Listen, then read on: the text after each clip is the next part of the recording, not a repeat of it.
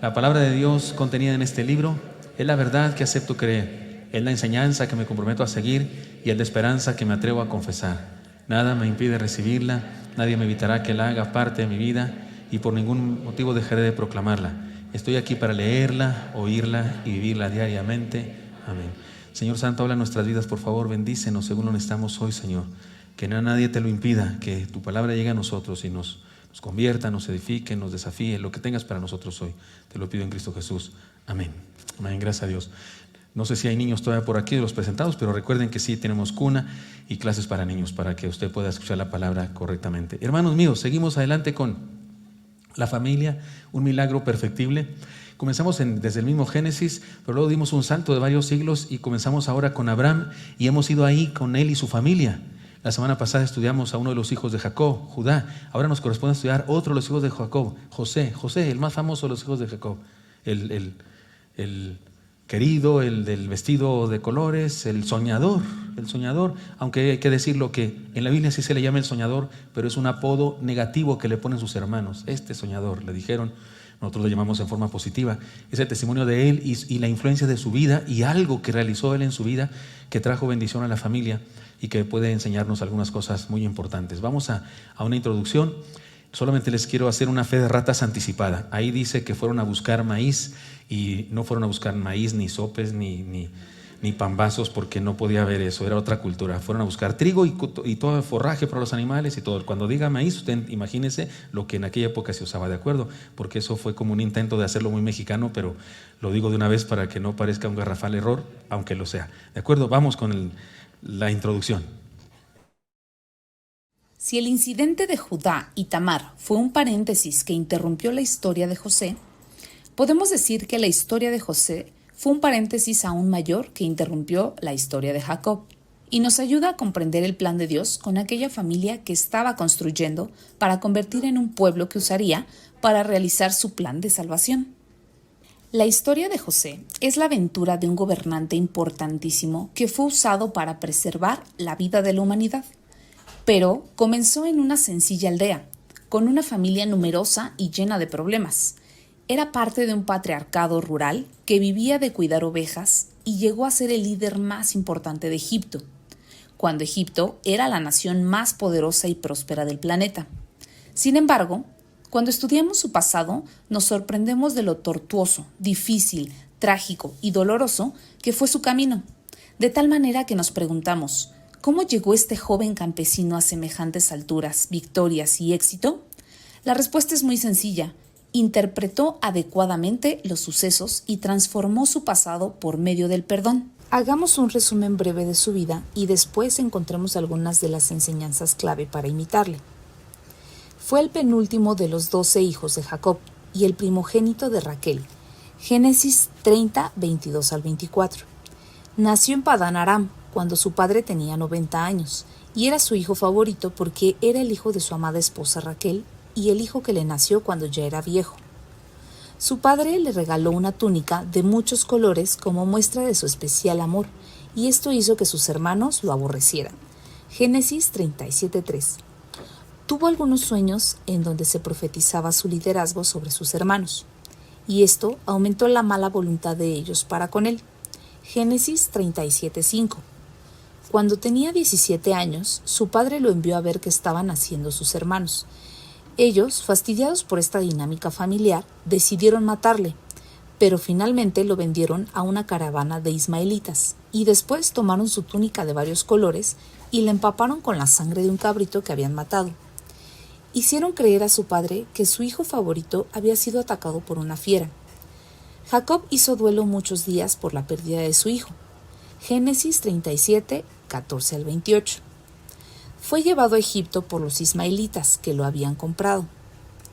Un oficial del faraón, un egipcio de nombre Potifar, lo compró como esclavo. Génesis 37, 36. Como esclavo, se convirtió en el mayordomo, es decir, en el siervo principal de la casa donde servía. La esposa de Potifar quiso obligarlo a tener relaciones sexuales con ella, pero como José se negó rotundamente, la malvada mujer lo acusó de intento de violación y fue llevado injustamente a prisión. Allí permaneció por muchos años. Génesis 39, 7 al 20. En la cárcel llegó a ser uno de los administradores. Génesis 39, 21 al 23. En la cárcel interpretó los sueños de 2 oficiales del faraón. Uno de ellos murió y el otro fue restaurado tal como José lo había profetizado. 2 años después, el faraón tuvo 2 sueños que nadie podía interpretar. El jefe de los coperos se acordó de José y le contó al rey de la habilidad que éste tenía para interpretar sueños. José interpretó con precisión los sueños del faraón. 7 años de gran abundancia serían seguidos por 7 años de hambre. Después le sugirió que se prepararan para los años de hambre almacenando los productos que sobraban durante los años de abundancia. El faraón inmediatamente nombró a José como el jefe de los graneros del rey y lo invistió con la necesaria autoridad para que pusiera en práctica sus planes. Como jefe del Departamento de Estado, José llegó a ser uno de los oficiales cuya posición solo estaba después del faraón. Génesis 41, 39 al 44. Y, como una señal más del favor real, se le dio un nombre egipcio y se casó con la hija del sacerdote del gran templo nacional de On.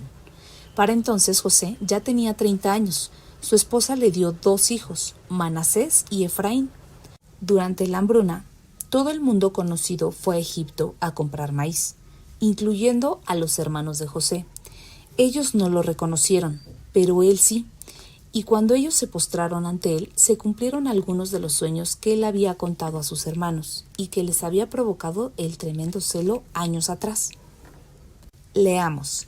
Y soñó José un sueño, y lo contó a sus hermanos, y ellos llegaron a aborrecerle más todavía. Y él les dijo: Oíd ahora este sueño que he soñado. He aquí que atábamos manojos en medio del campo, y he aquí que mi manojo se levantaba y estaba derecho, y que vuestros manojos estaban alrededor y se inclinaban al mío. Le respondieron sus hermanos: ¿Reinarás tú sobre nosotros, o señorearás sobre nosotros? Y le aborrecieron aún más a causa de sus sueños y sus palabras. Soñó aún otro sueño, y lo contó a sus hermanos diciendo: He aquí que he soñado otro sueño, y he aquí que el sol y la luna y 11 estrellas se inclinaban a mí. Y lo contó a su padre y a sus hermanos, y su padre le reprendió y le dijo: ¿Qué sueño es este que soñaste? ¿Acaso vendremos yo y tu madre y tus hermanos a postrarnos en tierra ante ti? Y sus hermanos le tenían envidia, mas su padre meditaba en esto. Génesis 37, 5 al 11. Y es aquí donde encontramos a este joven hebreo con un pasado tan especial. En resumen, podemos decir que fue odiado por sus hermanos, casi asesinado y vendido por los de su propia sangre, acosado sexualmente por una mujer y encarcelado injustamente, olvidado por unos compañeros de celda y obligado a vivir en un reino extraño. Pero podríamos decir esto mismo desde otro punto de vista. Fue muy amado por su padre. Uno de sus hermanos le salvó la vida. Fue ayudado por Dios para triunfar en toda circunstancia, recordado por un compañero de celda y reconocido por su sabiduría hasta ocupar el puesto más alto posible de una superpotencia mundial. Como podemos ver, depende de dónde pongamos atención, y la interpretación de la historia puede ser muy diferente. He aquí algunas enseñanzas de esta extraordinaria aventura. La familia es un milagro perfectible. Perfeccionemos nuestra familia por medio del perdón. ¿Qué parece, hermanos? Esta es la historia. La sabíamos. Si usted nació en un hogar cristiano, ha escuchado esta historia muchas veces, en la escuela dominical, en la escuela de vacaciones, en actividades especiales, en los cultos regulares. No es la primera vez que se predica esta historia, sobre estos pasajes en una iglesia como esta, y qué bueno. Y el tema de hoy, la transformación de la familia por medio del perdón, tampoco es la primera vez que se predica en esta iglesia. Qué bendición, sería una tragedia que fuera la primera vez que abordáramos este tema, porque es un tema importante. Jesús lo manejó muchas veces y debemos hacerlo también nosotros. Ciertamente la familia es un milagro perfectible, y el día de hoy vamos a pensar en perfeccionar nuestra familia por medio del perdón. No perdamos de vista lo siguiente: el gran protagonista de esta historia y de todas las historias que hay en la Biblia es Dios. Los seres humanos que aparecen, los personajes humanos, son voluntarios, así como personajes extra, no secundarios en la actuación, es Dios el principal. Son llamados, capacitados, usados por Dios, pero siempre de acuerdo a su libre albedrío de cada uno de esos voluntarios. Algunos, como José, le obedecieron integralmente, otros, como sus hermanos, no siempre lo hicieron. Y resulta que en esta historia podemos ver cómo Dios incluso usa a los que no es por su voluntad que los use, sino que Dios los usa y punto, se acabó. Porque aquí hay un imperio entero que Dios usa para salvar a la humanidad de ese momento, de morir de hambre, la humanidad de esa región del planeta, y lo hace a través de un imperio pagano y a través de darle sueños a un rey que ni siquiera es creyente en el Dios verdadero, pero a ese rey Dios se le revela y es que es parte del pueblo de Dios, que le interpreta el sueño, y ahí viene la bendición, y ahí Dios, el protagonista, una vez más nos demuestra su soberanía, que gobierna el mundo y puede usarnos, y si le damos permiso, puede usarnos poderosamente, aunque hay quienes no lo hacen, pero de repente Él usa hasta los que no quieren. Esa es la idea. En esta ocasión nos concentraremos en José y su familia y aprenderemos de la importancia de perfeccionar la familia por medio del perdón. Para introducirnos en esto, reflexionemos en lo siguiente. Hermanos míos, ¿se puede ir uno al pasado y cambiar las cosas que hicimos? ¿No ha sentido usted alguna vez cómo yo quisiera regresar el tiempo y hacerlo de otra manera? O tal vez regresar al tiempo y protegernos para que no nos hagan algo, porque como ahora sé lo que son las intenciones, regreso al pasado y entonces ahora no me dejo. No se puede a menos que seamos parte de esa serie, para mí la saga, así, la serie de películas más padre que ha habido en la historia, es la de Volver al Futuro. ¿No le gustaba eso, hermanos, a usted? Volver al Futuro, genial, ¿no es cierto? Con ¿cómo se llamaba el chamaco? Sí, pero el personaje me refiero, el personaje. Marty, sí, McGuire, es verdad, que nomás le decías gallina y se ponía como jabato enojado. Y el profesor Emmett Brown, y yo me acuerdo más del perro que Einstein, ¿verdad? Se llamaba. Pero a menos que podamos regresar, pero no se puede hacer eso. Sin embargo, hay que reconocer una cosa: la memoria no es fidedigna.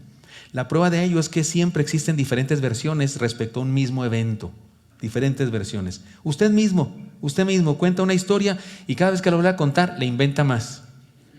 ¿No es cierto? Eso pasa. Y no necesariamente es mentira, No necesariamente es mentira. Es que usted, cuando contó su testimonio personal por primera vez de cómo se convirtió, usted dijo muy escuetamente: pues yo fui a la iglesia, habló el pastor, dijo que pasáramos al frente, levanté la mano, pasé, pues todo lo que es. Usted no entendió nada más que pasó, pero conforme pasa el tiempo, usted va descubriendo la teología sobre la salvación, la soteriología, y entonces usted entiende que el Espíritu Santo, y usted dice: no, el Espíritu Santo me estaba hablando y me estaba dice, y yo me resistía. Eso no lo dijo la primera vez, porque la primera vez ni sabía que había pasado eso.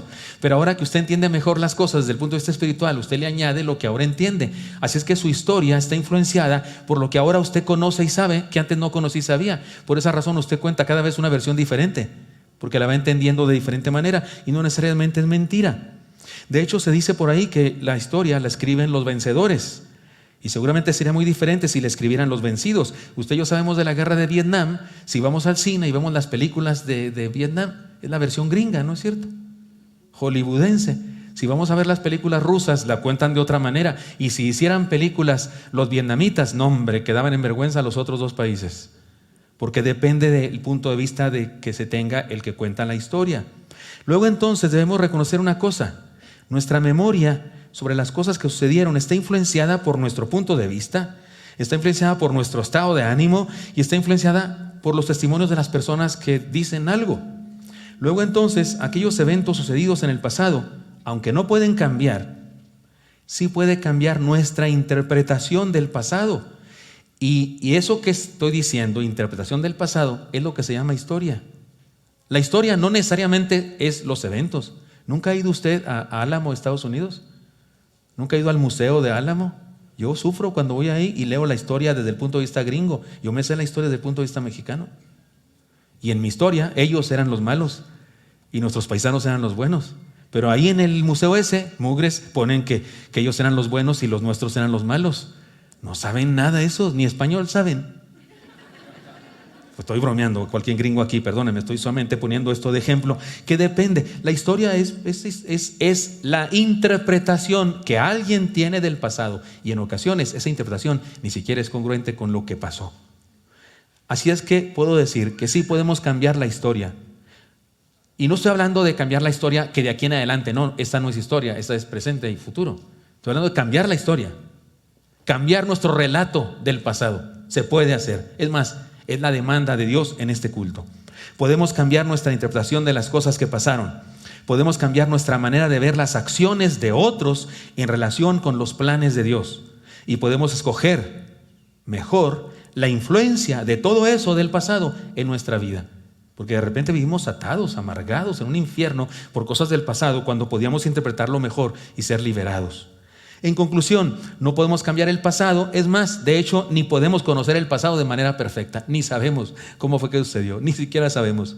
No tenemos así a 100% seguridad de cómo pasaban las cosas. Es solo nuestro recuerdo o el recuerdo de otros. Pero sí podemos cambiar la historia interpretando el pasado. Para aprender cómo hacer esto, sigamos las huellas de José y apliquémoslas a nuestra propia vida y familia. Para estudiar la historia de José, sorpréndanse porque voy a hacer, ¿qué creen que voy a hacer? Un acróstico de la palabra José. Qué creativo, qué anormal, ¿cómo se dice? Qué extraordinario. Muy bien, juntemos las piedras que nos tira la vida y hagamos un templo para adorar a Dios. Porque la vida nos tira piedras. Mi madre decía que yo tenía un imán en la cabeza para traer las piedras, los tambos de 200 litros, las pelotas de béisbol y los bats de béisbol también. Porque tengo la cabeza llena de heridas que me hicieron. La más grave fue la de un tanque de 200 litros. Estaba bajando de una troca de redilas y como no estaba lleno el tanque, el aceite adentro se movía y les desequilibraba y se les rodó y yo estaba por ahí y me cayó. Yo desperté en el hospital. Ya usted dice, ahora entiendo, pastor, porque está medio trolis. Y cuando jugaba el equipo de béisbol de mi padre y una pelota se fue jonrón, pero quedó en mi cabeza también. Y una piedra de alguien que estaba lanzando unas piedras y etcétera, etcétera. Y mi madre decía que yo tenía un imán. Bueno, pues me gusta la idea de mi madre porque ahora aprendo que hay que juntar las piedras que nos tira la vida para que hagamos un templo para adorar a Dios. Vivamos cada desgracia como una oportunidad. Esa es la idea. Una piedra puede escalabrarte, pero una piedra puede servir para hacer una pared de un templo y donde adores a Dios. Vamos a ver algunos incidentes en la vida de José y cómo estas cosas fueron reales para él. Y vio su amo, el amo que lo compró, ya supimos, los hermanos lo querían matar. Uno de ellos dijo, no lo matemos, vendamos lo mejor. Qué lindo es tener un hermano, ¿verdad? Que te evita que te maten, pero sugiere que te vendan como esclavo. Ser un hermano así o tener un hermano así es una desgracia, ¿no? Es cierto, pero bueno.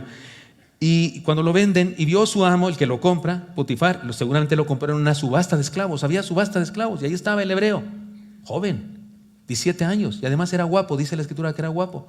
Ahí estaba, no sé en cuánto lo dieron, no sé si costó caro o barato, estaba al 2 por 1, vendieron a otro y al que comprara ese otro le regalaban no sé, pero el caso es que lo compra Potifar y dice, y vio su amo que Jehová estaba con él y que todo lo que él hacía, Jehová lo hacía prosperar en su mano. Así halló José gracia en sus ojos y le servía. Escuchen esto. Y él le hizo mayordomo de su casa y entregó en su poder todo lo que tenía. No pierda de vista eso, porque eso se repite incesantemente en la vida de José. Y desde aquí el escritor sagrado, que es excelente, el que escribe el Génesis es excelente. Usted y yo a veces no percibimos la excelencia de este libro porque leemos versículo a versículo, estudiamos versículo a versículo. Pero si lo leemos todo completo, podemos notar una obra de arte extraordinaria que tiene símbolos, que tiene cuadros plásticos, que nos va enseñando cosas que a veces las perdemos por concretarnos solamente en un versículo. Pero que al ver el cuadro completo, eso quiero que hagamos ahora, porque aquí hay un suceso extraordinario que se va a repetir. Dice, así halló José gracia en sus ojos y le servía, y él le hizo mayordomo, el mayor de la casa, domo es casa, mayor, el mayor de la casa, de su casa, y entregó en su poder todo lo que tenía. Y aconteció que desde cuando le dio el encargo de su casa y de todo lo que tenía, Jehová bendijo la casa del egipcio a causa de José, y la bendición de Jehová estaba sobre todo lo que tenía, así en casa como en el campo. Y dejó todo lo que tenía en manos de José, y con él no se preocupaba de cosa alguna, sino del pan que comía. O sea, el Potifar no se encargaba más que de tragar, por así decirlo, de comer, porque José hacía todo. Y era José de hermoso semblante y de bella presencia. Génesis 39, 3 al 6. No pierda de vista eso. José tenía muchas razones, hermanos míos, para estar amargado, para renegar de la vida. Tenía muchas razones para deprimirse y dejar de luchar. Tenía razones para decir, no, esta vida, comadre, compadre, esta vida, ¿a dónde vamos a parar? Todos me odian. Señor, ¿qué pasa? ¿Cuáles sueños me diste? Puras mentiras, mis hermanos me odian. Aquí estoy de criado de un egipcio, ni siquiera es pueblo santo, y aquí estoy sirviéndole yo como su esclavo. Señor, ¿qué pasa? No hizo eso. Prefirió seguir adelante. Era una de esas personas de las que se dice que si le das un limón agrio, hace una limonada. El odio, la traición y la esclavitud no lo mataron. Muchos otros, por mucho menos que eso, se hubieran dado por vencidos. José hubiera fracasado en la vida si hubiera tenido una actitud así ante su pasado. Imagínense, ahí está con la cara de aburrido, la cara de amargura. ¿Quién lo iba a comprar? No, hombre, nadie lo compraba. Aquí está este frustrado, amargado hebreo, de hebreos, con cara de que me quiero morir. ¿Quién lo compra? No, hombre, lo tuvieron que dar así como en paquete. El que compre estos otros le damos ya para deshacernos de él. No, pero no, fue un buen esclavo. Fue un excelente esclavo, le salió bien a Potifar. O sea, comprarlo fue una ganga. Para él, lo que haya pagado, hubiera pagado lo doble, porque resultó el mejor trabajador de su casa y lo puso como jefe, y al rato era el mero papas fritas de su casa. O sea, José hubiera fracasado en la vida si hubiera tenido una actitud así ante su pasado. Sin embargo, su dependencia en Dios y la ilusión del cumplimiento de sus sueños que había tenido lo mantuvieron vigente. Por eso Dios le dio esos sueños anticipadamente, porque quería que esos sueños lo mantuvieran hacia adelante, listo, aprovechando toda oportunidad para seguir. Recordemos esto, hermanos. Lo que somos nos lo ha regalado Dios. Lo que hacemos de nuestra vida es nuestro regalo a Dios. Él me regaló la vida. Me regaló que soy yo, chihuahueño, Gutiérrez Lucero, apellidos allá de la Tierra Santa. Soy yo. Ahora mido 1.80, pero medía 1.82. Antes no tenía todas las enfermedades que tengo, ahora colecciono enfermedades. Tengo colección de quijotes, colección de cactus y colección de enfermedades. Soy coleccionista.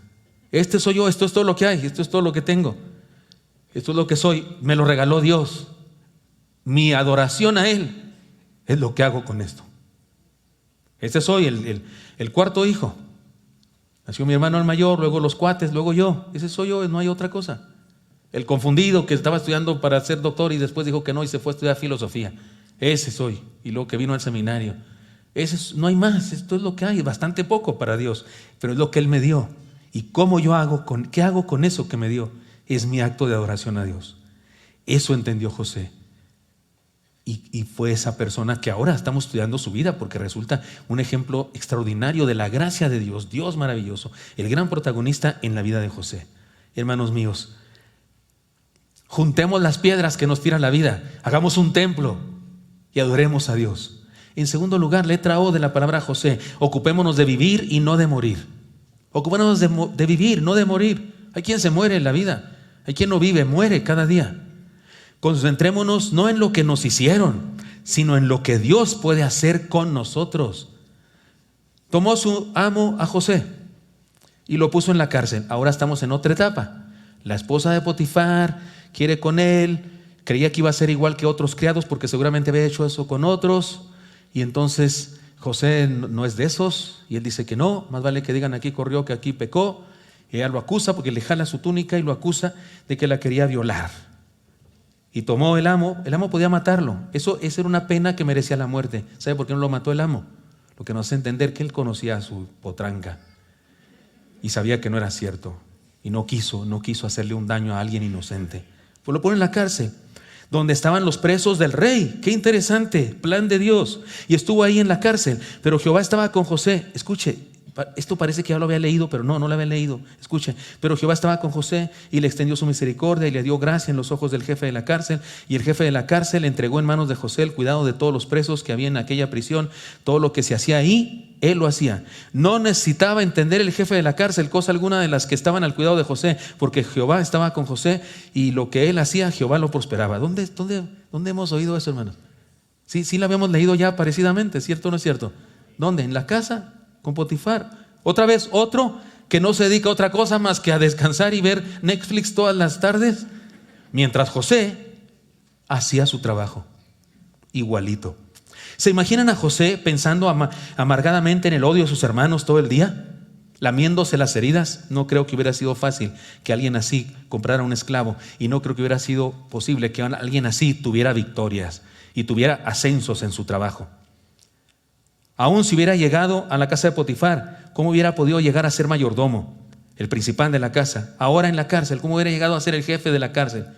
No, seguramente no había perdido la memoria, pero no era un rumiante de las desgracias. Ese es el punto, no era un rumiante de las desgracias. Hay gente en este mundo que hace con sus penas lo que hacen los rumiantes con la comida. La sacan otra vez, la vuelven a triturar, la vuelven a saborear, la mastican y luego se la tragan otra vez. Y hoy otra vez viene, horrible cosa, ¿no? Se oye feo eso de los rumiantes.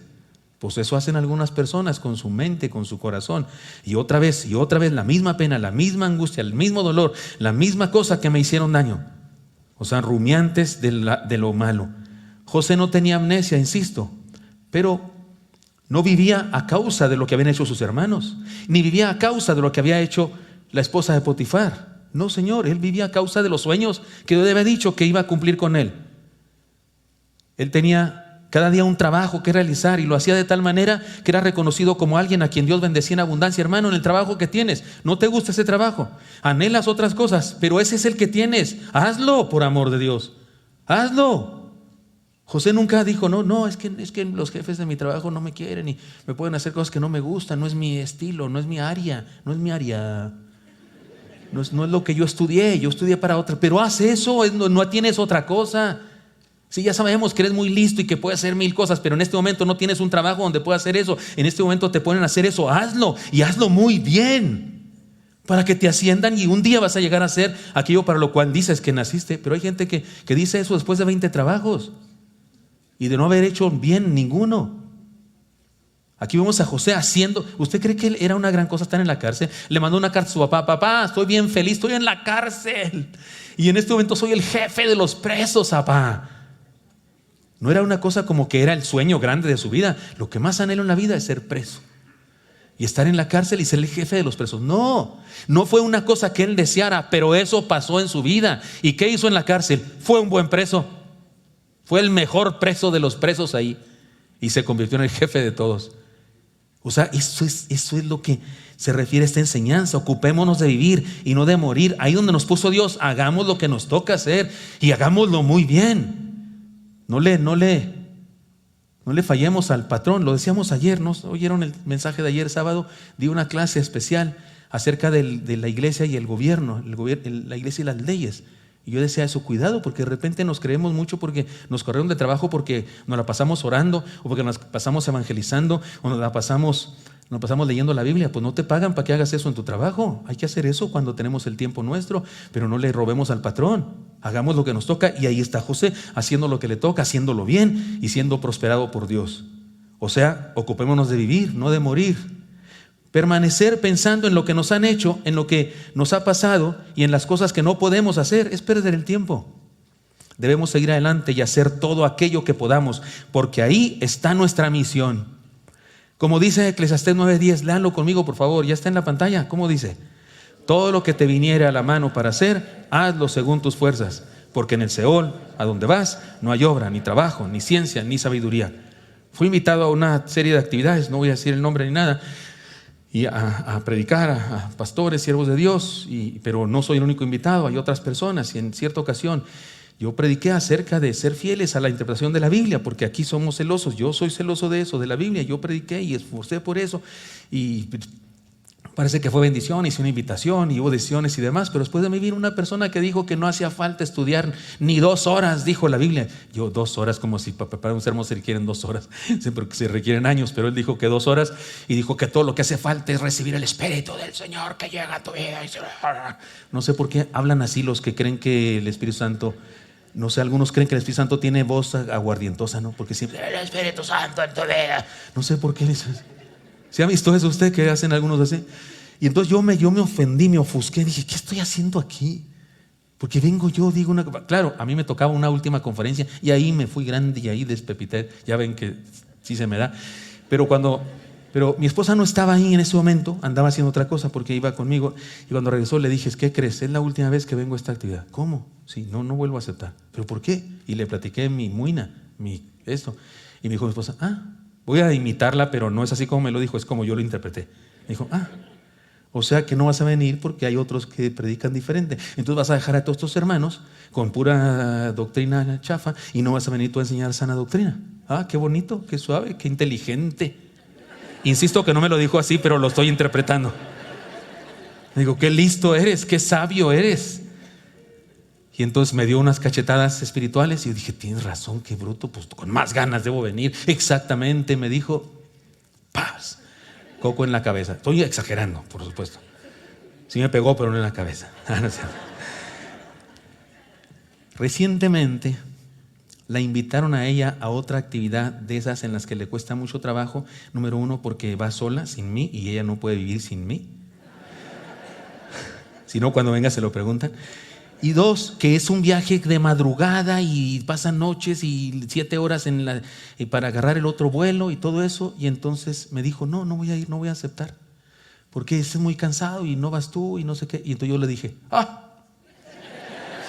¿con qué vas a dejar a aquellas hermanas? Porque no, la señorita no quiere ir, la princesa. También me estoy interpretando a mí mismo, no se lo dije así, nomás estoy exagerando. Porque la princesita no quiere cansarse y porque no sé, y porque no va con su príncipe y ya no vas a ir, y que acepta y allá anda. Todo lo que te viniere a la mano para hacer, hazlo según tus fuerzas. ¿Capta eso, hermano? ¿Capta eso? No sé si saben eso, pero hace algunos años, algunos de ustedes no estaban acá, pero yo tuve un problema en mi corazón, tuve un infarto y luego estuve internado. Y durante 4 meses no prediqué en la iglesia. Imagínense, un predicador y no predica durante 4 meses. Durante un mes completo no hablaba yo. No que no pudiera hablar, sí tenía voz, pero no debía hablar porque tenía unos pólipos en la garganta y podía asfixiarme, porque era un pólipo así como colgante, como pera de boxeador, y se movía de lugar y se ponía en una posición que no podía respirar y tenía que estar haciendo así hasta que se me destapaba. Era muy peligroso. Y resulta que durante un mes entero no predicaba en la iglesia ni siquiera. No hablaba. 4 meses no predicaba y un mes entero ni hablaba. No podía hablar. Le hablaba a mi esposa para poner una campanita, ella venía. Siempre quise hacer eso, eso fue una bendición. Ahora toco la campana y ni quien me pela, pero en aquella época sí me pelaban. Y entonces, estando en el hospital todavía, los diáconos de aquella época, porque no había siervos, los diáconos de aquella época fueron a verme al hospital. Y llevaban una carta de renuncia a la Convención Nacional Bautista de México, porque yo había sido nombrado ese año como presidente de la convención. Llevaban una carta de renuncia, me decía, pastor, aquí está la carta de renuncia. Ni me avisaron, me dijo, nomás fírmela y nosotros la entregamos.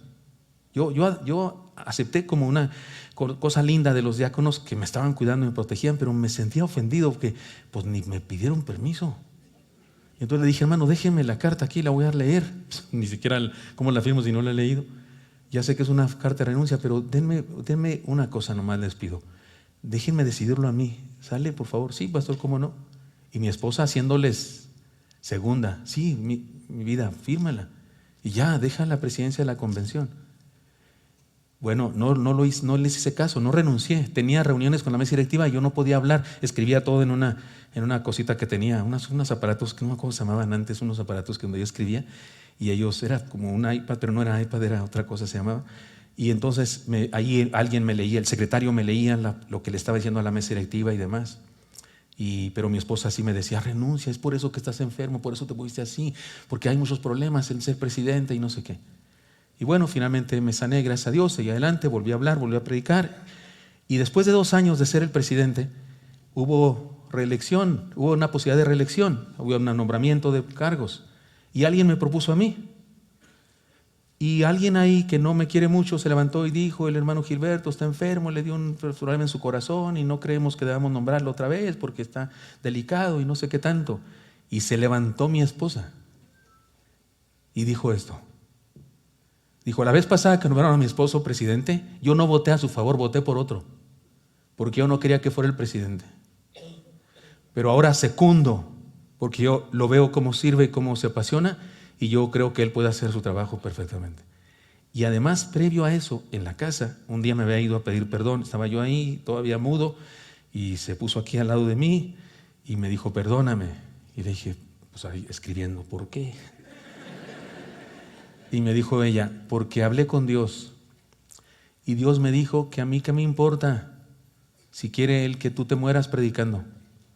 Siempre te digo que no aceptes y que renuncies. Ahora te digo, acepta todo lo que Dios te diga que debes aceptar.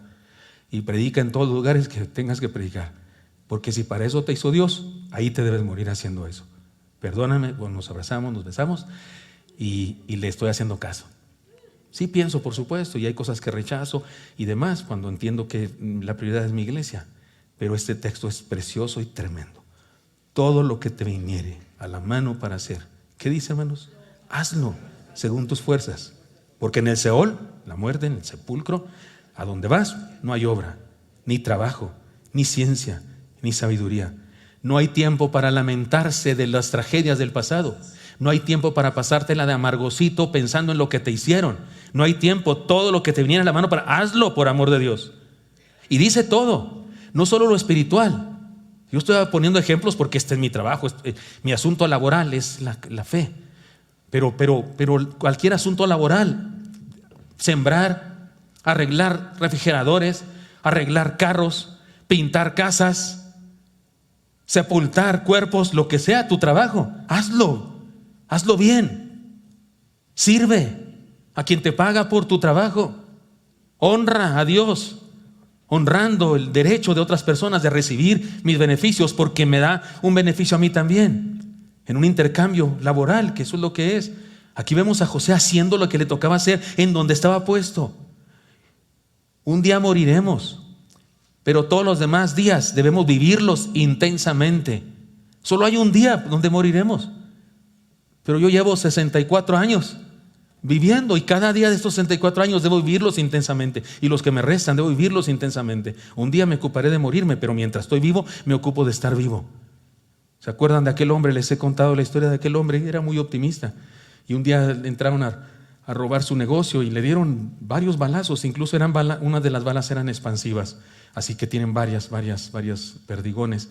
Perforaron todo su cuerpo. Cuando llegaron, era un charco de sangre. Cuando llegaron los paramédicos, él vio en la cara de los paramédicos que estaba muy mal. Le preguntó uno de ellos, ¿es alérgico a algo? Y él dijo, sí, a las balas. Porque estaba optimista todavía. Y cuando les vio la cara a todos ellos, porque les checaron sus signos vitales, les dijo, señores, estoy vivo, no he muerto. Ayúdenme, como que estoy vivo. O sea, dijeron, ustedes me ven muerto, van a decir, ni para qué le hacemos nada. Y sobrevivió, gracias a Dios. Un día moriremos, pero todos los demás días debemos vivirlos intensamente. Letra S de José. Si no podemos olvidar, y aquí viene el meollo de este sermón, si no podemos olvidar el pasado, las tragedias del pasado, los errores del pasado, las injurias y maldades de otros en el pasado, si no podemos olvidarlo, usemos el recurso del perdón. Triunfemos sobre el pasado por medio del perdón. Los problemas humanos, la hermana Chow lo dice en uno de sus libros, los problemas humanos no se pueden resolver. No se pueden resolver. Lo que tú hiciste en el pasado no lo puedes resolver. Cometimos un gran pecado en el pasado, no lo podemos resolver. Ahí está eso, y sus consecuencias están vigentes. Lo único que podemos hacer es superarlo. No se puede resolver, pero sí se puede superar. Vinieron los hijos de Israel a comprar entre los que venían, porque había hambre en la tierra. Se cumple la profecía del sueño de Faraón. Hay 7 años de abundancia. José, porque el Faraón, el rey, le indica que se haga cargo de todo. Él hace bodegas y demás, y administra toda la riqueza, y solo en Egipto hay riqueza porque amontonaron, porque acumularon. Y ahora vienen de todos los pueblos, las naciones nómadas. Había muchas naciones nómadas, muchos patriarcados nómadas, incluso los hebreos. Jacob manda a sus hijos, 10 de sus hijos, se queda con Benjamín allá que lo cuide, porque dice que no quiere que él también lo pierda, porque era hijo de su esposa amada. Y van los otros hijos con dinero a comprar recursos, no maíz exactamente, a comprar recursos en Egipto y a traerlos. Y ahí está José. Él sabe que sus hermanos son los mismos, más viejos, pero son los mismos. Pelo largo, barbas hasta el ombligo casi, yo digo. No se rasuraban, no era la costumbre. Huelen a camello, a oveja. Algunos huelen a kilómetros, ya sabía que venían. Él es parte de un país que inventó la moda del vestido e inventó los cosméticos del rostro y los perfumes. Y en los hombres, especialmente en los hombres. Él seguramente está rapado. En aquella época los bichos en la cabeza y eso eran problema. Y los egipcios, muy pulcros, se rapaban. Él está posiblemente rapado con una peluca, que es pelo ficticio. No tiene barba. Seguramente tiene una rayita en los ojos, así era en aquella época. Él tiene un cargo especial, tiene unas ropas lujosísimas. Y sus hermanos no lo distinguen, pero él sí distingue a sus hermanos. Él habla con intérprete. Alguien le interpreta supuestamente como si no hablara hebreo. Él sabe perfectamente lo que están diciendo sus hermanos, incluso sabe lo que cuchichean entre ellos. Y vienen a comprar. Y José hace algunas cosas extrañas. Algunas personas piensan que lo que está haciendo José es como si el Chapulín Colorado que dijo: tengo todo fríamente calculado. Yo no creo que estaba pasando eso. Creo que José estaba en una crisis existencial, la crisis de su vida. Por un lado, podía manifestarles su odio, su aborrecimiento: mugrosos, miserables, me vendieron. ¿Cuánto tiempo he estado sin saber de mi padre, ni de mi hermano? Su hermano no estaba entre esos 10 que vinieron, su hermano estaba con su padre. Pudo haberles golpeado el rostro, escupido el rostro. Tenía derecho a hacerlo. Incluso podía matarlos y nadie le iba a decir nada. Era el hombre más poderoso del planeta en ese sector del planeta. Pero por otro lado eran sus hermanos. Quería abrazarlos, besarlos. Hermanos, ¿cómo está mi padre? ¿Cómo está mi hermano? ¿Cómo están ustedes? ¿Cómo les ha ido? ¿Cómo les va con esta hambruna que tenemos? No sabía qué hacer y hace varias cosas extrañas. Primero los acusa de ser espías. Le dice que son espías. Todos nosotros, y ellos dicen: no, Señor nuestro, sino que tu siervo. Voy en el versículo, desde el 9. Entonces se acordó José de los sueños que había tenido acerca de ellos y dijo: espías sois por verlo descubierto del país que habéis venido. Versículo 10. Ellos le respondieron: no, Señor nuestro, sino que tus siervos han venido a comprar alimentos. Todos nosotros, mire esto que dicen: todos nosotros somos hijos de un varón, somos hombres honrados. Tus siervos nunca fueron espías. Pero José les dijo: no, para verlo descubierto del país habéis venido. Ellos respondieron: tus siervos somos 12 hermanos. Fíjense, se atreven a decir que son 12. Hijos de un varón en la tierra de Canaán. Y aquí el menor está hoy con nuestro padre y el otro no parece. Fíjese si no le dolió a José eso. Somos una familia de 12 hijos y el menor está con nuestro papá y el otro, sepa la bola, no lo hallamos. Yo creo que eso sí puso a José más todavía. Y José les dijo: eso es lo que os he dicho, afirmando que sois espías. Y luego les da las semillas y todo, y les da de más. Pidieron 2 kilos y les dio 50. Y les cargó sus animales, y les dio más animales y más costales, pero les puso el dinero ahí, se lo regresó. Ellos se sorprenden. Y en otra ocasión les puso la copa de él, y los acusó de rateros. Y ahí anda el ir y venir, y los acusa de rateros. Finalmente hace que uno de sus hermanos se quede preso para que vayan y traigan a Benjamín, porque él quiere saber si su hermano, porque Benjamín es su hermano completo. Es también hijo de su mamá, no solo hijo de su papá. Todos los otros son medios hermanos. Es solamente Benjamín, es hermano completo, y pide que lo traigan. Y ahí va y viene. Y este es el suceso que acontece. Dice más adelante el capítulo siguiente, versículo 1: no podía ya José contenerse delante de todos los que estaban al lado suyo, y clamó: haced salir de mi presencia a todos. Y no quedó nadie con él al darse a conocer José a sus hermanos. Entonces se dio a llorar a gritos. Esta forma verbal, se dio a llorar a gritos. No dice lloró a gritos, no, se dio a llorar. ¿Sabe qué significa? Que duró un buen rato llorando a gritos. No era un sollozo secreto, era un llanto. Imagínese lo que había contenido en su corazón durante años, su deseo de ver a su familia y demás, y de pronto ahí están. Y por cierto, ahí están con sus manojos inclinándose. La profecía que había soñado se estaba cumpliendo cabalmente. Y todo lo que estaba pasando en su mente, Dios hablándole sus sentimientos, emociones. Yo no me lo imagino así, en una forma como fríamente todo. No, Señor. Aquí dice que lloraba a gritos. Y dice, se dio a llorar a gritos, ¿verdad? Dice: y oyeron los egipcios, y oyó también la casa de Faraón. Fueron con el chisme a Faraón. Y dijo José a sus hermanos: yo soy José, ¿vive aún mi padre? Era lo que más le importaba.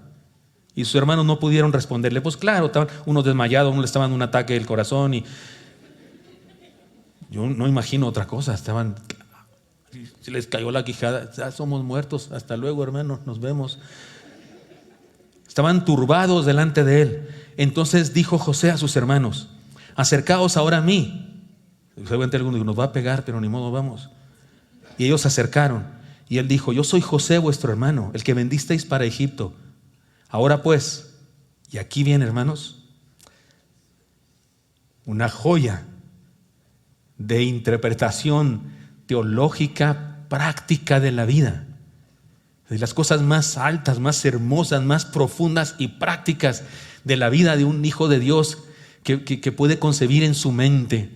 Esto es una obra de arte de un ser humano analizando el pasado y reinterpretándolo con base en la voluntad de Dios, en el Dios maravilloso y eterno, y llegando a conclusiones hermosísimas. Mire lo que les dice: ahora pues, no os entristezcáis, ni os pese de haberme vendido acá, porque para preservación de vida me envió Dios delante de vosotros.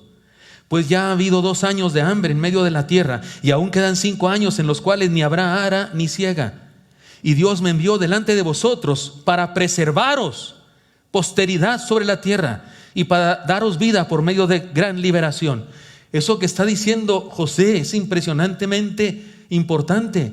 Ahí tenemos al pueblo hebreo naciendo recién. Apenas son unas cuantas personas. 72 personas entraron a Egipto. Apenas son unas cuantas personas. Son el plan de Dios, son el pueblo de Dios que Dios hace crecer, lo convierte en una gran nación, y de esa nación nace Jesucristo. Ese es el plan global de salvación. Pero esa familia, ese pueblo de Dios pudo haber muerto de hambre, pero Dios anticipadamente manda a uno de sus miembros a Egipto para que en Egipto lleve a cabo una gran misión de salvación de la humanidad de aquella parte del planeta. Y José entiende eso, y dice: no fue porque ustedes quisieron, fue porque Dios lo hizo. Y Dios me envió delante de vosotros para preservaros posteridad sobre la tierra y para daros vida por medio de gran liberación. Así pues, no me enviasteis, fíjese su conclusión, así pues, no me enviasteis acá vosotros, sino Dios, que me ha puesto por padre de Faraón. Padre de Faraón. Eso es, por eso cuando decimos que José era el segundo a bordo, ¿cuál segundo a bordo? Si es el padre de Faraón, por Dios. ¿Qué significa que alguien es padre de otro? Que el otro le pide permiso, ¿no es cierto? Ahora, es un hecho que civilmente, legalmente, según los estatutos y la constitución de los Estados Unidos de Egiptos, era el faraón el mero, pero en la práctica el faraón tenía a José como su mentor. Y hay estas cosas y esta riqueza, y ¿qué vas a hacer, José? No te preocupes, yo lo vendo. Y pasa lo mismo que se dice con Potifar y que se dice con el carcelero. ¿Qué se dice? No hacían más que tragar y José hacía todo. ¿Se acuerdan que les dije que pusieran atención a eso? Se repite la historia. Sí, el faraón seguramente firmaba documentos y lo que sea, pero en este asunto de este milagro era José, padre de Faraón y por señor de toda su casa, por gobernador en toda la tierra de Egipto. Daos prisa, id a mi padre y decidle: así dice tu hijo José, Dios me ha puesto por señor de todo Egipto. Ven a mí, no te detengas, habitarás en la tierra de Gosén y estarás cerca de mí, tú y tus hijos. Y los hijos de tus hijos, tus ganados y tus vacas y todo lo que tienes. Y ahí te alimentaré, pues aún quedan 5 años de hambre, para que no perezcas de pobreza tú y tu casa y todo lo que tienes. He aquí vuestros ojos ven y los ojos de mi hermano Benjamín, que mi boca os habla. Haréis pues saber a mi padre toda mi gloria en Egipto y todo lo que habéis visto. Y daos prisa y traed a mi padre acá. Y se echó sobre el cuello de Benjamín, su hermano entero, su hermano, y lloró. Y también Benjamín lloró sobre su cuello y besó a todos sus hermanos y lloró sobre ellos. Y después sus hermanos hablaron con él. Oiga, hasta se besaron. Eso es una obra de arte, de la gracia, del perdón de Dios en la vida de los seres humanos. Esto es uno de los pasajes más gloriosos de la Biblia y nos narra una de las victorias más extraordinarias de la naturaleza humana. José tenía suficientes razones y todo el poder para vengarse de sus hermanos. Usted y yo podemos pensar que tal vez no debía matarlos, pero sí hacerlos sufrir un poco o un mucho. Los veía y quería abrazarlos lleno de amor. Hacía muchos años que no estaba junto a ellos, pero por otro lado no podía olvidar lo que habían hecho y cómo se habían ensañado con él. Así que resolvió el asunto, resolvió el problema de una manera más virtuosa. ¿Cuál? Los perdonó. No puedes más, hermano, no puedes más con el recuerdo de algo negativo, no puedes más con una desgracia, con una cosa que te hicieron, que sucedió en tu vida, no puedes más, perdona.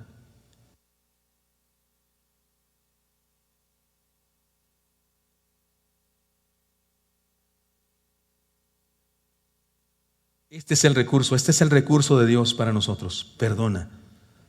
La hazaña de José, perdonando a sus hermanos, es mayor que la hazaña de David matando a Goliat. Analícelo, es mayor, es mucho mayor.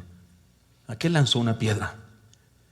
Este hizo algo en su corazón extraordinario, en su mente. Hizo un análisis, hizo un recuento de los hechos, analizó las cosas a la luz de la teología cristiana que él conocía de ese momento, de la teología de ese momento, de quién es Dios, cuál es el plan de Dios, y descubrió: Dios me trajo acá.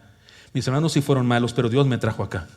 Y Dios me trajo para algo. Todo lo que hicieron de maldad mis hermanos sirvió para algo extraordinariamente bueno. También fue la más grande hazaña del Señor Jesús, perdonarnos. Le costó ir a la cruz. No estaba en la cruz derramando su sangre cuando dijo estas palabras. Léanla conmigo, la primera de las 7 palabras, léanla conmigo. Padre, perdónalos, pues no saben lo que hacen. Perdonar, hermanos, es un acto heroico, en donde, humanamente hablando, es un acto heroico en donde el primer salvado es quien perdona. El primero que experimenta salvación cuando perdona es el que perdona. Recordemos lo que el Señor dijo a este respecto. Pueden leer conmigo, por favor, Mateo 6, 14 al 15, ¿cómo dice? Porque si perdonáis a los hombres sus ofensas, os perdonará también a vosotros, vuestro Padre Celestial. Mas si no perdonáis a los hombres sus ofensas, tampoco vuestro Padre os perdonará vuestras ofensas. Eso está en el Padre Nuestro. Cuando el Padre Nuestro, si seguimos leyendo, dice esto. Después de que dice, y perdona nuestras deudas como nosotros perdonamos a nuestros deudores, después de eso dice, esta sentencia es importante. Así es que, hermanos míos, con la letra S, si no podemos olvidar, usemos el recurso del perdón, perdonemos. Esta es una hazaña que toda familia debe tener. Aquella sentencia de una película romántica de cuando yo era un adolescente, Love Story, es una herejía. Amor es nunca tener que pedir perdón. ¿Qué locura es eso? ¿Qué tontería es eso? Y ahí andaba por todas partes la frase esa de amor es nunca tener que pedir perdón. Pues entonces no hay amor en la tierra, porque no es cierto. Amor es siempre poder pedir perdón. Amor verdadero es siempre poder pedir perdón y siempre poder decir sí te perdono. Eso es amor y no tonterías. Si no hay perfección en nosotros, ¿cómo que amor es nunca tener que pedir perdón? ¡Qué locura! Amor es siempre poder pedir perdón y ser perdonado y dar el perdón nosotros. Así que sí, hermanos míos, si no podemos resolver una cosa de nuestra vida, perdonemos. Y letra E, para terminar el acróstico. Esperemos siempre lo mejor. Soñemos en fe y confiemos en que Dios realizará los sueños que tiene Él para nosotros. Ahora pues no os entristezcáis y no os pese haberme vendido acá, porque para preservación de vida me envió Dios delante de vosotros. Los sueños de José se los dijo Dios para motivarlo a seguir adelante. Eran sueños de Dios, no eran sueños de José, eran sueños de Dios para José. Este pasaje es uno de los pensamientos más productivos y extraordinarios que jamás un ser humano pudo haber tenido respecto a sus desgracias. Para preservación de vida me permitió Dios esto. Seguramente esto fue lo que hizo que de José, el extraordinario joven y el adulto maravilloso que fue, por la gracia de Dios. No era perfecto, seguramente no es él el que merece las palmas, es Dios en él. Pero sigamos leyendo el pasaje y seguimos leyendo más adelante. José sigue diciendo, es que todavía nos acaba la hambruna. Y versículo 8 les dice, así pues no me enviasteis acá vosotros, sino Dios, que me ha puesto por padre de Faraón y por señor de toda su casa y por gobernador de toda la tierra. Y les sigue diciendo, y traigan a mi padre. Y hasta les dice, ¿sabe qué? Más adelante, usted sigue leyendo, no lo haremos ahora porque es un texto muy extenso, pero más adelante hasta le dice a los hermanos, cuando vayan a traer a mi padre, y les dice, y no se peleen en el camino. Esa frase me encanta. Es el menor, solo su hermano Benjamín es menor que él. Y les dice, y no se peleen en el camino, como que sabe, van a ir, ya viste, por tu culpa, tú fuiste el que quería matarlo, no, tú eras el que quería, que no sé qué, tú mataste al chivito y le pusiste la sangre. Seguramente José pensaba en eso y les dice, hey, váyanse y no se peleen en el camino. El hermano menor aconsejando a los viejorrones, y por favor, no se, tranquilo todos. Qué hermoso, me encanta esta idea. La preocupación profunda. Hermanos míos, esperemos siempre lo mejor. No perdamos de vista lo siguiente. Los sueños de José fueron revelaciones de Dios, no delirios de grandeza. Cuando hicimos la exégesis con los pastores de la red, que nos juntamos para hacer la exégesis, algunos comentaristas dicen que José era un niño mimado, porque su papá, que el vestido nuevo, que el vestido de colores que le dio y esas cosas, y que lo quería más que a todos, y que José se sentía mucho y que por eso caía gordo a sus hermanos, porque era medio patancito. Yo no creo nada de eso, no creo nada de eso. A ningún comentarista del Antiguo Testamento que diga eso le creo, porque una persona así no puede triunfar como triunfó José, a menos que se arrepienta y cambie. Un narcisista no triunfa, un narcisista se cree la gran cosa, es una enfermedad mental. Trata a todos los demás como inferiores y los golpea y no le gusta nada. Un narcisista regularmente no le gustan los sermones de los predicadores, cualquiera que sea. A todos les pone peros porque esto no le gusta, porque quiere asimilar las cosas según su propia perspectiva. José no era una persona así. Incluso sí era consentido, pero no tanto. El texto dice que cuando contó el sueño de los manojos, eran 11 hermanos, inclinándose hasta él. Pero tuvo otro sueño, tuvo un sueño que 11 estrellas estaban alrededor de él junto con el sol y la luna, y que la estrella de él estaba en el centro, y todos giraban alrededor de él.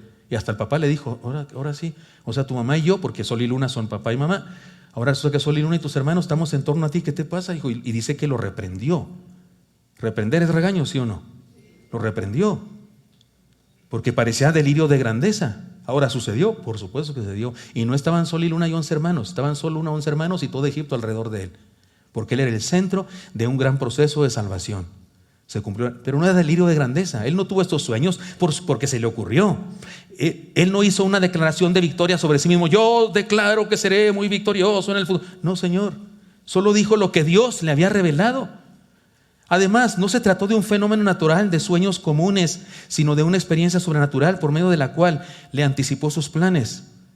No fue así como porque se durmió, comió carne de puerco y luego tuvo un sueño. Porque no sé si capta usted eso, hermano. Porque hay gente que piensa que todo lo que sueña una noche el Dios le habló. No. ¿A poco cree que Faraón nomás tuvo 2 sueños en toda su santa vida? El de las vacas gordas, el de las vacas flacas, nunca soñó ninguna otra cosa. Nunca soñó que se iba a caer y...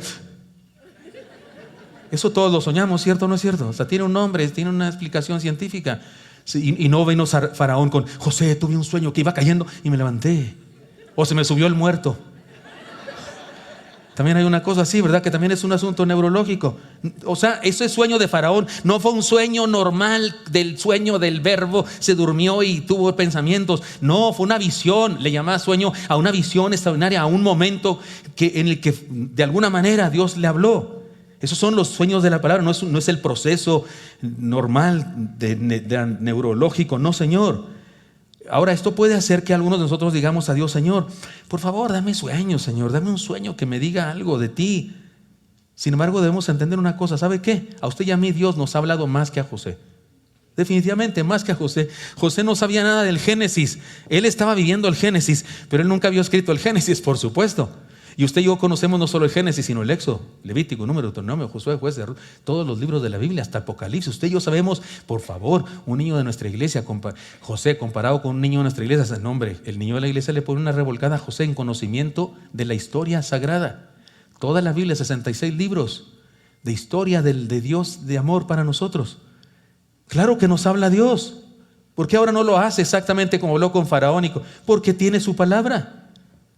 Cuando el rico que está en el infierno le dice a Abraham, por favor, que manden a algunos de los profetas a hablarle a mis hermanos para que no vengan aquí al infierno, le dice a Abraham, no, pues a Moisés tienen. ¿Qué se refiere con Moisés? La ley. No era Moisés en vida, era la ley. Tienen la ley de que la lean. Dice, no, pero si viene alguno de ustedes en persona. Pero le dice, está la ley. Por eso Dios ahora no da tantos sueños como antaño, sino que su palabra nos habla y nos habla mucho más que a José, porque a usted y a mí también Dios nos dice qué quiere hacer con nosotros. Por supuesto que sí, su palabra nos revela lo que quiere de nosotros, lo que quiere para nosotros y lo que quiere y lo que desea con nosotros, desea hacer con nosotros. Si no me lo quiere creer, vayamos a algunos ejemplos. Vayamos a Efesios 11, del 11 al 12. Aquí dice qué quiere Dios de nosotros. Léanlo conmigo, por favor. Asimismo tuvimos herencia, habiendo sido predestinados conforme al propósito del que hace todas las cosas según el designio de su voluntad, a fin de que seamos para la alabanza de su gloria, nosotros los que primeramente esperábamos en Cristo. ¿Para qué nos quiere? Para que seamos alabanza de su gloria. Vamos a leer ahora Juan, dos versículos de Juan. ¿Cómo dice? En esto es glorificado mi Padre, en que llevéis mucho fruto y seáis así mis discípulos. No me elegisteis vosotros a mí, sino que yo los elegí a vosotros y os he puesto para que vayáis y llevéis fruto y vuestro fruto permanezca, para que todo lo que pidiereis al Padre en mi nombre, Él os lo dé. Esto os mando, que os améis unos a otros. Varios propósitos aquí, que glorifiquemos a Dios dando fruto. Es el deseo de Dios siendo sus discípulos, damos fruto. Y además, para que ese fruto sea permanente. Y además, que la manifestación de ese fruto sea el amor a otros. ¿Está claro? No tengo que recibir un sueño, ya sé que quiere Dios de mí, ya sé que planea Dios conmigo. ¿Quiere más? Vamos a Mateo 5, 14 y 16. Vosotros sois la luz del mundo. Una ciudad asentada sobre un monte no se puede esconder, ni se enciende una luz y se pone debajo de una cama, sino sobre la mesa, y alumbra a todos los que están en la casa. Así alumbre vuestra luz delante de los hombres, para que vean vuestras buenas obras y glorifiquen a vuestro Padre que está en los cielos. Nos quiere usar, que seamos testimonio, que seamos luz, que seamos testigos, que alumbremos a otros, que enseñemos a otros con nuestro buen comportamiento, con nuestra forma de ser, que iluminemos el corazón de otros. De hecho, los sueños que Dios tiene con nosotros, hermanos, son los mismos que con José. Dios no quería con José algo más que con nosotros. Quiere lo mismo para nosotros, lo mismito. Nos quiere usar. Tal vez no en Egipto, porque el día de hoy no hay ningún faraón. Si no, a lo mejor sí llevaba a alguno de ustedes para allá, pero no hace falta. Aquí en México hacemos falta, ministrando aquí en México. Que seamos felices quiere, que seamos plenos y útiles donde quiera que estemos, que sirvamos al prójimo, que seamos como una lámpara encendida sobre la mesa, una ciudad asentada sobre un gran monte, que seamos influencia en el mundo en lugar de dejarnos influir por el mundo. Cada uno de nosotros debe cumplir esos sueños, planes y deseos de Dios. Los sueños de Dios nos ayudan a aprovechar todas las oportunidades para realizar la misión que nos encargó. Saber que nos quiere para algo grande nos ayuda a esforzarnos por seguir allá. Nos ayuda a superar toda circunstancia. Si estamos en una circunstancia negativa, es pasajera. De ahí nos va a llevar a otro lugar. Nos ayuda a perdonar. Saber sus propósitos nos ayuda a perdonar. Porque si nos permitió vivir algo, seguramente nos estaba preparando para eso. Y nos permite interpretar mejor nuestro pasado. Recordemos la promesa que hizo, que se convirtió en juramento, porque dice el autor de la carta a los Hebreos que incluso no pudiendo jurar por alguien mayor que sí mismo, uno jura por su madre o por su tío, el Señor juró por sí mismo. Y esta fue su juramento, léanlo conmigo: de cierto te bendeciré con abundancia y te multiplicaré grandemente. Así que, hermanos míos, sí, esperemos siempre lo mejor. Entendamos los sueños de Dios para nuestra vida, los planes de Dios para nuestra vida, y vamos con todo en esa dirección. Para terminar entonces, no pedí que hiciéramos el acróstico completo, no se hizo acá, ¿verdad? Sí se hizo, gracias. Leemos todo el acróstico, por favor, hermanos, como dice: juntemos las piedras que nos tira la vida y hagamos un templo para adorar a Dios. Ocupémonos de vivir y no de morir. Si no podemos olvidar, usemos el recurso del perdón. Esperemos siempre lo mejor. Amén. Ahora vamos al desafío para terminar. El desafío a transformar nuestra historia de vida familiar. Tenemos circunstancias negativas, trágicas, dolores, ofensas, situaciones difíciles en nuestra familia, quebrantos en nuestras relaciones interpersonales en la familia. ¿Cómo podemos enfrentar eso? Hay 3 posibilidades. ¿Qué tal que intentamos olvidar? Es imposible. Solo que nos demos un golpe y nos dé amnesia o algo así, pero en una de estas olvidamos también otras cosas y en la torre ya no sabemos ni quién soy. Bueno, ¿qué tal? Bueno, no olvidar, pastor, pero tratar de no recordarlas. Cuando tú tratas de no recordar lo que no quieres recordar, ya recordaste lo que no querías recordar. ¿Sí me expliqué?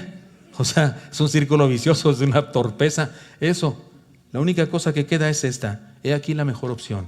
Supéralas por medio del perdón. Perdona. Esto es lo mejor que podemos hacer. El perdón no cambia las cosas que sucedieron, pero sí cambia la manera de interpretarlas y sana el corazón. Perdonar no beneficia al malvado o miserable que nos hizo daño. Sana a quien perdona. Perdonar principalmente sana al perdonador.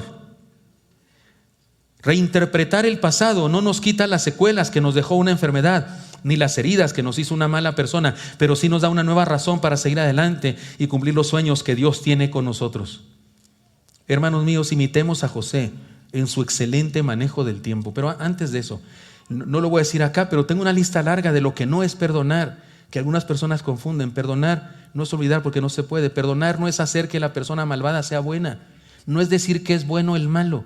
No, el malo sigue siendo malo. Perdonarlo es cancelar la deuda. Ya no le debo, no me debe nada.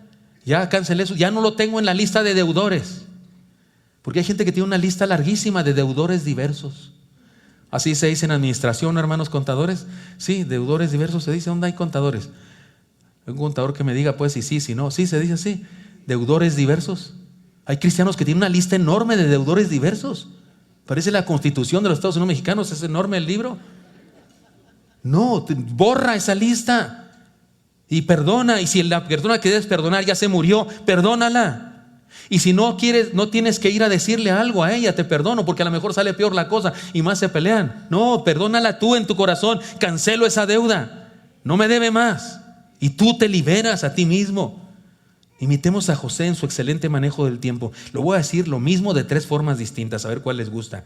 Número 1, creyó en el futuro que Dios le mostró y perdonó el pasado. O dicho de otra manera, se encargó del futuro cada día del presente y dejó el pasado en su lugar. O una tercera manera, hizo algo para manejar el futuro que se avecinaba e hizo algo para no dejarse manejar por el pasado que lo perseguía. La que quieran, las 3 cosas dicen lo mismo. Una sabia manera de manejar el tiempo, más sabia que la de Brown, ¿cómo se llama? Emmett Brown, más sabia que eso. Aquel se hizo pelotas y hizo un relajo y tuvieron que regresar otra vez, ¿no es cierto? Sí, hubo eso. Esta no hay que regresar a ningún lado. Nomás hay que manejar el futuro que se avecina como Dios quiere y dejar al pasado en lugar de dejar que nos maneje a nosotros. Nuestra familia es un milagro perfectible. Dejemos que Dios la perfeccione cada día por medio del perdón.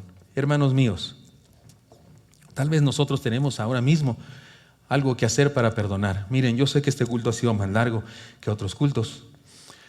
No encuentro razón no me disculpo, no estoy diciendo que perdonen, no me disculpo. Los cristianos del primer siglo se reunían un día entero en lugares de la sierra de nuestro país, en los diferentes lugares.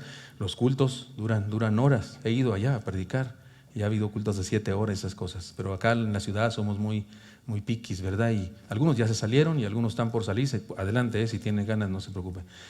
Pero nos hemos hecho así, se han reducido, ¿no?, los cultos en las iglesias, cada vez más breves.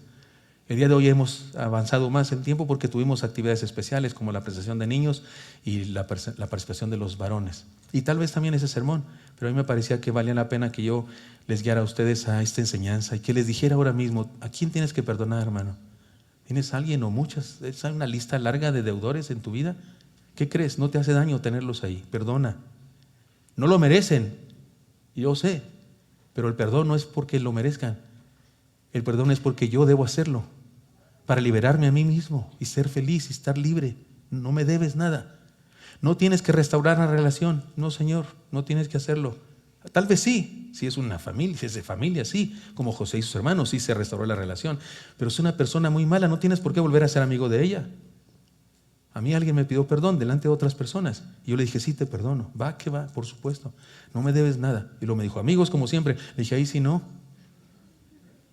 porque sé que sigue siendo la misma persona y no estamos de acuerdo en ciertos valores. No, amigos, no, pero sí te perdono y no deseo ningún mal. Pero no, hay personas con las que no vale la pena restaurar, pero sí vale la pena perdonar y cancelar la deuda.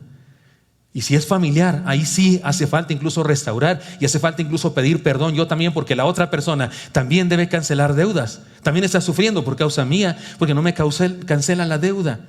Y yo le voy a ayudar a ser libre cuando le pido perdón.